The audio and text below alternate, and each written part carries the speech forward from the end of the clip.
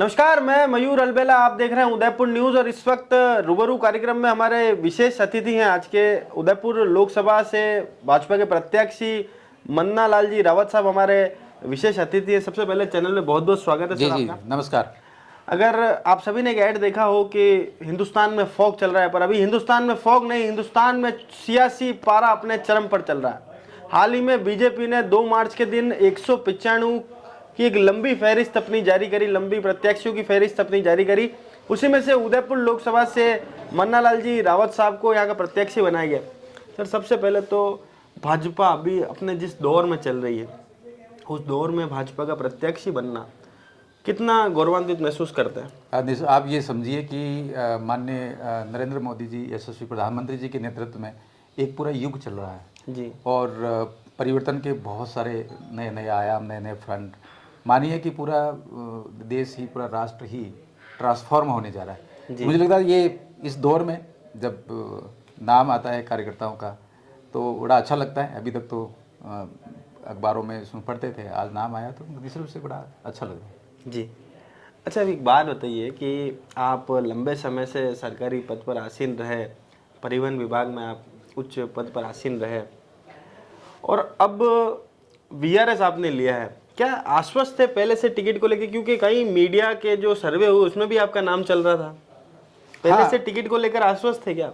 अब एक ये बात समझिए कि एक क्रम है जी। जिस तरीके से राजनीतिक दल निर्णय लिया करते हैं वो अपने आप में एक बीते हुए दिनों की बात है। लेकिन जिस तरीके से आज भारतीय जनता पार्टी का जो राष्ट्रीय नेतृत्व है और राज्य का नेतृत्व है, जिस ढंग से धरातल पर सूचनाओं को ले जाकर निर्णय लिए जाते हैं, तो उस क्रम में एकदम ये तो नहीं कहूँगा कि सारी चीज़ें पता थी, लेकिन एक बात थी कि हल्का शायद कोई हल्के ना से कोई अंदेशा था। अंदेशा तो नहीं कहेंगे, संभावनाओं की बात कह सकते हैं। हमारे जी। साथियों को किसी न किसी को जी। मिलेगा, ऐसा था। हम तो शुभकामना देने वालों में उसमें थे, क्योंकि कार्यकर्ता ये कह सकता है कि मित्रों में से किसी को मिलता था, अच्छा लगता है। जी। अब मित्र में से एक नाम जो है वो निकल के आया, तो ये अपने आप में एक नई बात है। लेकिन ऐसा कभी सोचा नहीं था, ऐसा कोई सूचना भी नहीं थी। लेकिन हाँ, मीडिया के अलग अलग चैनल पे, अलग अलग प्रिंट मीडिया में भी ये बात चली थी।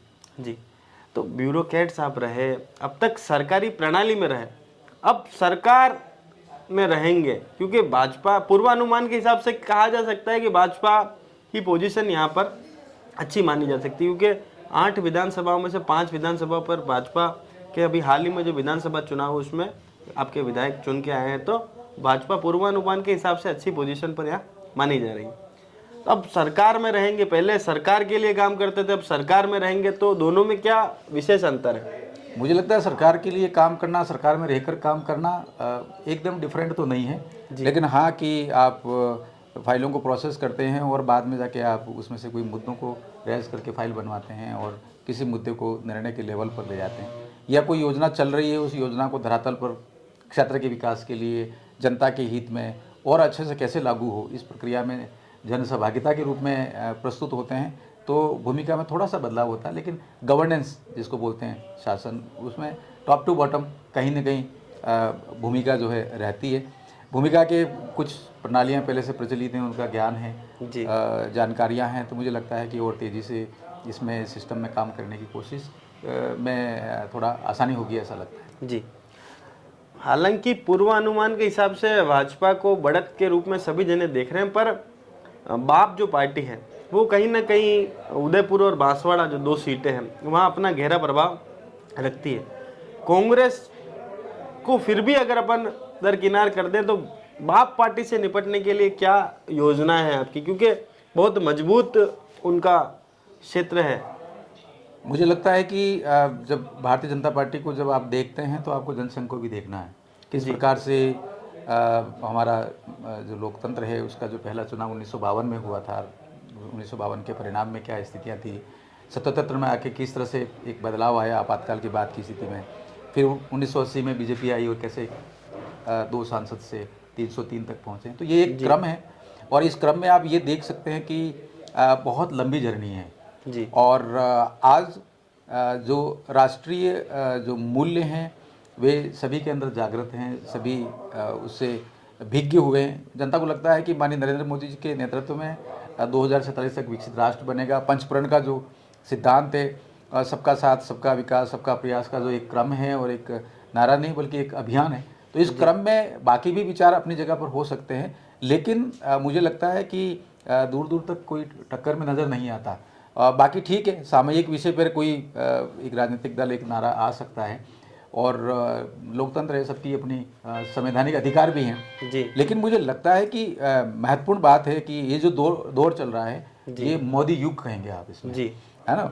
मोदी 1.2 1.0 2.0 3.0 की तरफ जा रहे हैं, अब की बार 400 पार। तो मुझे लगता है ये अपने आप में एक दृढ़ संकल्प है और जो पब्लिक ओपिनियन है, जनता जिस तरीके से चाहती है एक यशस्वी प्रधानमंत्री को, एक यशस्वी भारतीय नागरिक को और एक यशस्वी राष्ट्र नेता को जो विश्व में अपना परचम भारत का लहरा है, तो सभी उन भावनाओं के साथ जुड़े हुए हैं। और आपने ये भी देखा होगा कि पिछले दिनों 22 जनवरी को जो एक युग परिवर्तन का एक शुभारंभ हो चुका है, तो उस शुभारंभ में तो सभी की भावनाएं जुड़ी हैं। जी। अच्छा, आपने काफ़ी कुछ आपका रुचिकर क्षेत्र रहे हैं, उसमें से एक फिल्म आपने बनाई थी, शॉर्ट फिल्म भी आपने बनाई थी, चलो संभल के रहो संभल के। उसमें आपने नेताजी का किरदार निभाया था। क्या ये पहले से अंदेशा था या पहले से कोई सपना था कि नेता तो बनना ही है, मतलब पहले सरकार के लिए काम कर रहे हो पर एक दिन सरकार बन के आएंगे, ऐसा कोई सपना था आपका? मुझे लगता है कि जब कोई पिक्चर बनती है तो एक कथानक होता है और एक कहानी होती है, दो मूल बात होती है। तो हमारे जो निर्देशक थे उन्होंने उनके साथ मिलकर हमने बात रखी थी और विषय इतना था कि सड़क सुरक्षा के बारे में जनता को जागरूक करना है और सड़क सुरक्षा के विषयों को लेकर पूरे देश में कोई एक पिक्चर बनी नहीं है और ये बहुत अच्छी विधा है जनता को प्रशिक्षित करने के लिए, जोड़ने के लिए और सरल शब्दों में सीइंग इज बिलीविंग, जो आपने देखा उसमें विश्वास किया, अनुसरण किया, एक क्रम होता है। तो इस बात को लेकर हम लोगों ने एक अभिनव प्रयोग किया था, संसाधन जुटाए थे साथियों से, खुद ने भी कुछ संसाधन लगाए और मेहनत की। आर्टिस्ट आप जानते हो कि उनका अपना एक ग्लैमर होता है, उनका अपना एक कॉस्ट भी इसमें इन्वॉल्व होती है। हम जनता जनार्दन के जागरण के लिए जब कर रहे थे तो देखा कि किसी के अंदर अभिनय करने की क्षमता है क्या, तो लगा कि हाँ कहीं ना कहीं तो है। और जब बातें कर रहे हैं तो लगा कि मेरे डायरेक्टर को लगा कि हाँ आप भी एक रोल कर सकते हैं, बताइए क्या कर सकते हैं। जब देनी सेवाएं ही देनी है तो कुछ देते, तो मुझे नेताजी का रोल मिला था और उस भूमिका में जो आइए हम मिलकर एक अभियान चलाते हैं और सड़क सुरक्षा के लिए, क्योंकि तू मैं एक तो वो डायरेक्टर साहब को धन्यवाद देना पड़ेगा। मुझे लगता है डायरेक्टर साहब ने बहुत पहले पहचान गए थे वो आप।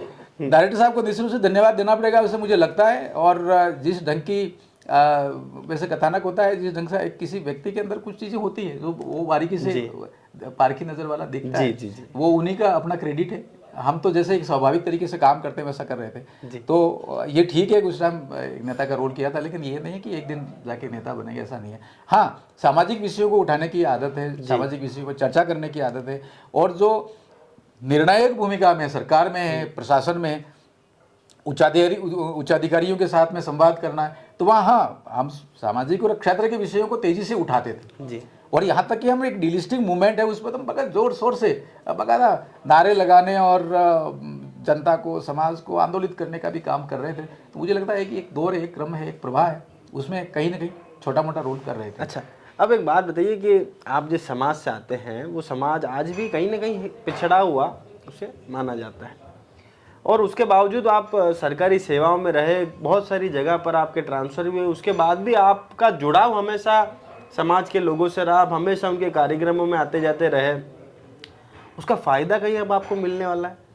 मुझे लगता है कि लाभ हानि का विषय नहीं है ये जब कभी भी सामाजिक विषयों का यदि समाधान हो रहा है, किसी को 2 वक्त की रोटी मिल रही हो, किसी को रोजगार मिल रहा हो, किसी को गाइडेंस मिल रहा है, कोई प्रतिभा जो है वो अंधेरे से निकलकर प्रकाश की तरफ बढ़ रही है, तो ये हमारी अपने सामाजिक चिंतन की एक धारा ही रही है देश की। तो सभी को जोड़ते गए, जो कॉमन इंटरेस्ट होता है, एक बड़ा ग्रुप है, उसके समान रूप से कोई बिंदु है, तो उन बिंदुओं पर काम करते चले गए। तो काम करते करते ये विषय आगे बढ़ा, तो ये विषय जब आगे बढ़ा तो सबको अच्छा लगा और आज भी मुझे लगता है कि ये क्रम जारी रहना चाहिए। इस तरह की चीज़ें हैं और लेकिन कहीं पर भी इस तरह का तो नहीं है कि कोई बात है, लेकिन जनजातीय अंचल में जो समस्याएं हैं वो बहुत किसी के मतलब जानकारी नहीं है, ऐसा नहीं है। लेकिन मोटी बात यह है कि जोग्राफिकल आइसोलेशन का एक इशू है, उसका लाभ उठाकर कुछ उत्पाती तत्व कह दें, कोई अराष्ट्रीय तत्व कह दें या कोई विखंडनकारी तत्व कह दें, वो वहाँ पर कुछ ना कुछ चीज़ें जो है वो भ्रम भेद और भय का वातावरण बनाकर युवाओं को बरगलाते हैं। ऐसी जानकारी में बार बार आता रहा है। तो ऐसे विषयों तो संवाद करने के बाद, और कोई बात ऐसी है जिसमें स्पष्टता लानी है, युवाओं के बीच बैठ के बात करेंगे तो मुझे लगता है स्पष्टता के साथ ही जो भी कई धूल जमी हुई तो वो साफ हो जाएगी, ऐसा लगता है जी। पिछली बार के जो सांसद साहब रहे, 2 बार लगातार सांसद रहे और उसके बावजूद पार्टी ने टिकट बदला, क्योंकि शायद जो लंबे समय से अस्वस्थ भी थे, वे 4.5 लाख के करीब मार्जिन से चुनाव जीते थे। आपका क्या अनुमान है, आपको क्या लगता है, आपका क्या टारगेट है? मुझे लगता है कि जिस प्रकार से भारतीय जनता पार्टी के संगठन की तैयारियां हैं और जो कार्यकर्ता है वो बहुत निष्ठा भाव के साथ में दिन रात मेहनत कर रहा है, और जो राज्य और राष्ट्रीय नेतृत्व है वो लगातार मार्गदर्शन कर रहा है, तो मुझे लगता है कि इस दौर में बड़े अच्छे परिणाम आएंगे और जो मार्जिन अभी तक रहा है उसको भी एक नए ऊंचाइयों तक ले जाएंगे, ऐसा मुझे लगता है। जिस प्रकार की संपर्क अभियान चल रहा है, और ये भी देखिए आपकी पूरी तैयारी के साथ किस तरीके से टिकट का डिक्लेरेशन हुआ। अभी चुनाव आयोग की तो प्रेस कॉन्फ्रेंस भी नहीं हुई है, लेकिन इस पूरे माहौल में समय भी अच्छा मिल रहा है, संवाद भी अच्छा हो रहा है और संगठन पूरा दमखम के साथ लगा हुआ है। युवाओं का जोश है और जो वरिष्ठ जन है उनका अनुभव है, और पूरा सहकार, समन्वय और संतुलन के साथ आगे बढ़ना है। तो मुझे लगता है ये सामंजस्य एक नए रिकॉर्ड को बनाएगा। जी, चैनल के माध्यम से वोटरों से कोई अपील करना चाहते हैं, क्योंकि अब आप आधिकारिक प्रत्याशी हैं भाजपा के, तो आधिकारिक रूप से आप कोई अगर अपील करना चाहें चैनल के माध्यम? मुझे लगता है कि सभी जो मेवाड़वासी हैं, सभी भारतवासी हैं, हम लोकतंत्र में हैं और लोकतंत्र हमारे प्राण में है, और लोकतंत्र की तो पहचान बगैर ये भी माननीय नरेंद्र मोदी जी कहते हैं कि लोकतंत्र की जननी हम हैं, हम भारत हैं। तो लोकतंत्र में बढ़ चढ़कर भाग लेना है और जो जिसने काम किया उनको समर्थन देना है। और विशेष तौर पर जनजाति अंचल के जो विषय हैं ये भी समझना चाहिए कि जनजाति जो कार्य मंत्रालय वो किसने दिया, वो माननीय अटल बिहारी वाजपेयी जो प्रधानमंत्री थे तो उन्होंने दिया। राष्ट्रीय अनुसूचित जनजाति आयोग किसने दिया, माननीय अटल बिहारी वाजपेयी साहब थे, उन्होंने दिया। और जनजाति गौरव दिवस राष्ट्रीय स्तर पर किसने दिया, तो निश्चित रूप से वो माननीय नरेंद्र मोदी जी की सरकार थी, उन्होंने 2021 में दिया। ऐसे बहुत सारे विषय हैं जो क्षेत्र के भी हैं, जनजाति समाज के हैं, और राष्ट्र के मूल धारा में बहुत तेज़ी से बनाए रखने और एक नई विरासत के साथ विकास का जो भाव चला है, मुझे लगता है ये सारी चीज़ें जब देखते हैं तो आप सभी से अपील है कि जिसने काम किया, जो काम करने का सपना दिखाता है, काम पूरे करते हैं, और सभी के साथ उनके साथ खड़े रहना है हम सब लोगों को मिलकर, ऐसा मुझे लगता है। जी, हमारी विशेष मुलाकात थी मन्ना लाल जी रावत साहब से, जिन्होंने स्पष्ट करा कि अंधकार में अगर कोई प्रतिभा है और वो उजाले की तरफ आना चाहती है तो उसका हाथ पकड़कर ही उसे आगे लाने का अथक प्रयास करेंगे इनके पूरे क्षेत्र के अंदर। और लंबे समय से इनका जुड़ाव रहा है पूरे आंचल के अंदर, क्योंकि हर बार जितने भी कार्यक्रम हो उसमें शिरकत इन्होंने करी है, और पढ़े लिखे व्यक्ति भी हैं, आरटीओ के पुराने आला अफसर भी रहे हुए हैं, और सरकार में अगर ये आते हैं तो मेवाड़ को इससे लाभ होने का कुछ ना कुछ फायदा जरूर मिलेगा। धन्यवाद। जय हिंद, जय भारत, जय मेवाड़। राम राम। साफ सफाई की हो बात, वाइटेक्स है ना आपके साथ। चाहे घर की फर्श हो या हो घर का बाथरूम, लिक्विड क्लीनर फर्श चमकाएं और एयर फ्रेशनर महकाए रूम। ताजगी होगी अब पूरे घर में और बचत होगी आपके खर्च में। वाइटेक्स के अलग अलग सफाई और एयर फ्रेशनर प्रोडक्ट जो दे शानदार सफाई और महकाए आपके घर को हर वक्त।